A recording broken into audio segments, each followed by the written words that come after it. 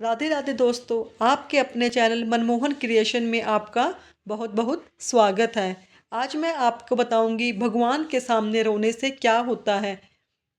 दोस्तों, जाने भगवान के सामने रोने से क्या होता है। नमस्कार दोस्तों, आज हम आपके सामने भगवान के सामने रोने से क्या क्या होता है इसके बारे में हमारे शास्त्रों में क्या लिखा है और हमारा शास्त्र क्या कहता है, इस बारे में विस्तार से जानकारी देने का प्रयास कर रहे हैं।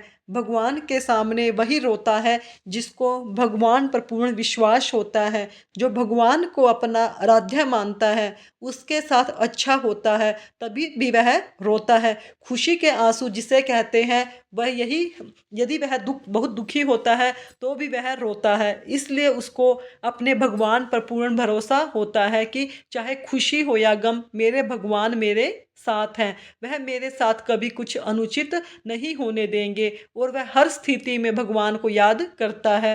वह व्यक्ति जानता है कि भगवान देर कर सकते हैं पर एक दिन जरूर उसकी इच्छा पूरी करेंगे, क्योंकि भगवान के घर में देर है पर अंधेर नहीं। भगवान के सामने तब रोता है जब उसका भाग्य बदल जाता है, उस पर भगवान की कृपा होने लगती है। जब उसे भगवान पर आत्मविश्वास होने लगता है, उस व्यक्ति के साथ चाहे कुछ अच्छा भी ना हो तो भी उस पर भगवान पर पूर्ण विश्वास होता है। वह भरोसा कभी नहीं टूटता, सदा ऐसे ही बना रहता है। भगवान ही उसकी सहायता करेंगे, यह इंसान तो उसके पास है, बस वही देगा, लेकिन मेरा भगवान तो मुझे मेरी औकात से भी ज़्यादा देगा। वह हर दुख में भगवान को याद करता है और सुख में भी भगवान को नहीं भूलता। उस व्यक्ति का मन पवित्र होने लगता है, उस व्यक्ति के जीवन में बदलाव आने लगता है और उसके अंदर अध्यात्म का विकास होने लगता है और उसका मन भगवान की भक्ति में लगने लगता है और वह निरंतर भक्ति की लय को बढ़ाते जाता है। कोई भी व्यक्ति भगवान के सामने जब जाता है तो उसका दुख दर्द वह भगवान को बताता है और अपनी खुशी भी भगवान को बताता है। उसका हर पल के लिए धन्यवाद करता है। हमारे मन की हर एक बात भगवान जरूर जानते हैं, वह अंतर्यामी है, उनसे कुछ नहीं छुपता। वे आपका भविष्य, वर्तमान, भूतकाल सब जानते हैं। जब किसी व्यक्ति को भगवान के पास जाते ही रोना आए तो समझो उसकी मुसीबतों से जल्दी बाहर निकलना है, तो उसे भागवत गीता पढ़ना शुरू कर देना चाहिए। क्योंकि जब कोई दुखी व्यक्ति भागवत गीता पढ़ता है तो उसे बहुत जल्दी भगवान उसे सही राह दिखा देंगे और वह हर मुश्किल से बाहर निकल जाएगा। अगर कोई विधि पूर्वक भागवत गीता पढ़ता है तो उसके जीवन में चमत्कार जरूर होता है। उसने कभी सोचा भी नहीं था कि ऐसा चमत्कार होता है। भागवत गीता हमें बहुत कुछ सिखाती है, तो उसके जीवन में चमत्कार जरूर होता है। आप भगवान की स्तुति करें, वह आपके जीवन के बड़े से बड़े संकट को दूर कर देंगे। भगवान के सामने रोना चाहिए या नहीं, सनातन धर्म को मानने वाला प्रत्येक व्यक्ति का अंतिम लक्ष्य मोक्ष की प्राप्ति होता है। वो चाहता है कि उसको भगवत प्राप्ति हो, सदा सदा के लिए जन्म मरण के झंझट से मुक्त हो जाए। हर व्यक्ति चाहता है वह जीवित अवस्था में सारे सुख भोगे और मृत्यु के बाद उसे मोक्ष की प्राप्ति हो जाए और भौतिक सुख प्राप्त करने के लिए भगवान से प्रार्थना करना आरंभ कर देता है, उसकी भक्ति करना शुरू कर देता है। वह चाहता है कि उसे दुनिया की सारी खुशियां मिल जाए।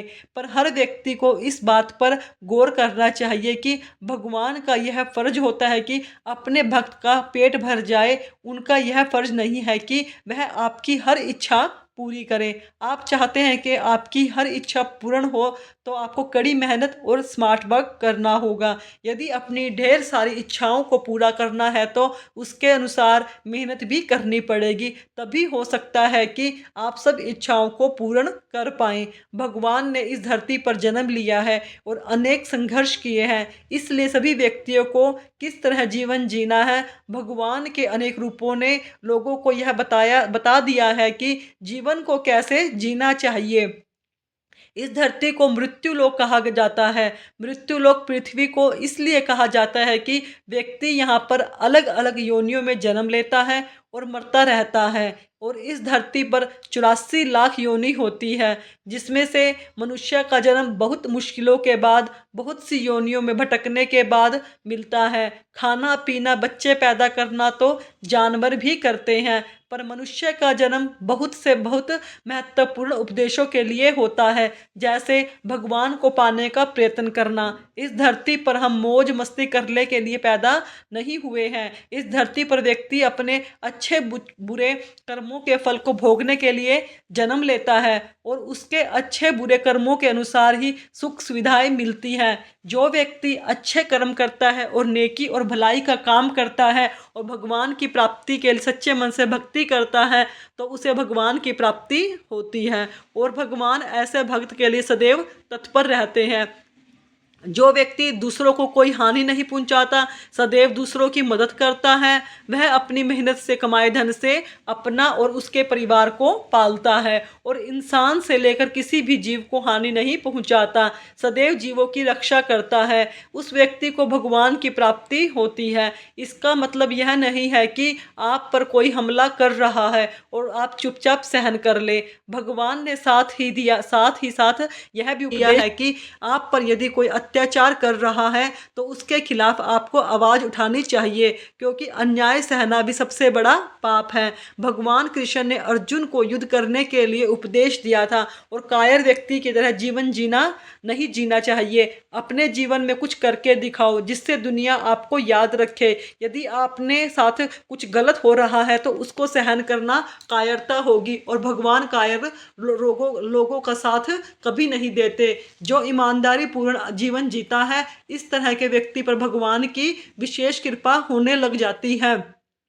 उसको खुशियों की खुशियाँ मिलती हैं, बिना मांगे ही उसके सारे दुख कम होने लगते हैं, उसकी परेशानी धीरे धीरे खत्म होने लगती है।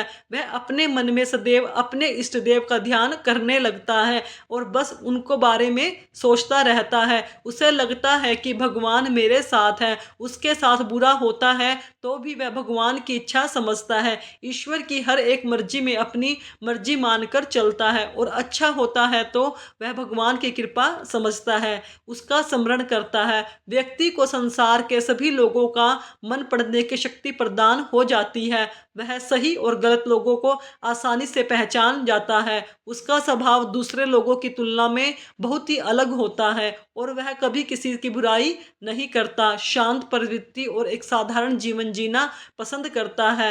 वह धीरे धीरे मोह माया से दूर होने लगता है। वह भोग विलासता की ओर आकर्षित नहीं होता। वह जानता है कि यह सब बस क्षणभंगुर है, सदा रहने वाला तो भगवान का प्यार होता है। वह सिर्फ भगवान जी के लिए जीवन जीना चाहता है, भगवान से इतना मांगता है कि उसका परिवार खुश रह सके। वह गलत तरीके से धन नहीं कमाए, वह सोचता है कि किसी से 1 रुपया भी नहीं लेना चाहता। वह ईमानदारी का जीवन जीना चाहता है। छल कपट उससे के मन में नहीं रहता, ना ही वो झूठ बोलता है। इसके साथ ही ऐसा माना जाता है कि जो भी व्यक्ति भगवान के सामने रोता है, आंसू बहाता है, तो वह हमेशा ही भगवान उसकी सहायता करते हैं। किसी और के सामने उसे रोना नहीं पड़ता, उसका भाग्य बदल जाता है। भगवान के सामने रोने से व्यक्ति को कभी किसी और के सामने रोने की आवश्यकता नहीं पड़ती। भगवान के सामने रोने से हमें परेशानियों से मुक्ति मिलती है। प्रत्येक व्यक्ति अपने इष्ट देव से प्रार्थना जरूर करता है और जब वह भगवान के मंदिर में जाता है या फिर भगवान की भक्ति करता है तो उसके मन में बहुत से अच्छे बुरे विचार आते हैं और उन विचारों पर उसका कंट्रोल नहीं रह पाता। वह अपने दुखों को याद करके अपने आंसुओं को रोक नहीं पाता, वह भगवान के सामने रोने लगता है और यह संकेत बहुत ही शुभ माना जाता है।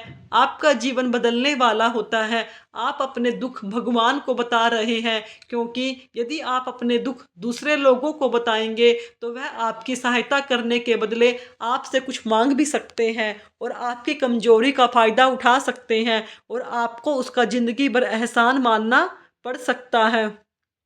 इसलिए दुख के समय में हमें सिर्फ भगवान को याद करना चाहिए। भगवान को अपना एकमात्र सहारा मानना चाहिए। भगवान ही हमारे संकटों को दूर कर सकता है। इसलिए दुख के समय भगवान की सहायता लेनी चाहिए। किसी न किसी रूप में आपकी मदद करते हैं। इसलिए भगवान को हमें हमारे दुख बताना चाहिए। भगवान के सामने आप रो रो कर किस इसमें कोई बुराई नहीं है। भगवान अपने धाम लौटने के साथ ही कलयुग शुरू हो गया और कलयुग में अपने अत्याचार शुरू हो गए।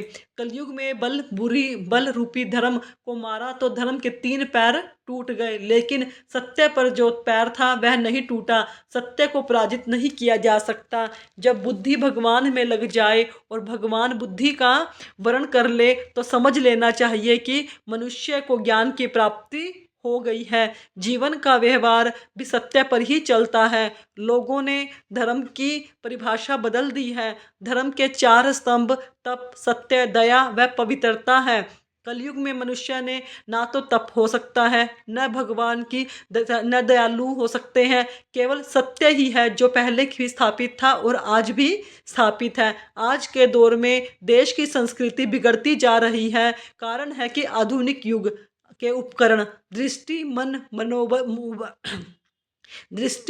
मोबाइल, टीवी, फिल्म जैसे अनेक साधन सहज उपलब्ध हैं। आने वाले समय में उसके और भी दुष्परिणाम देखने को मिलेंगे।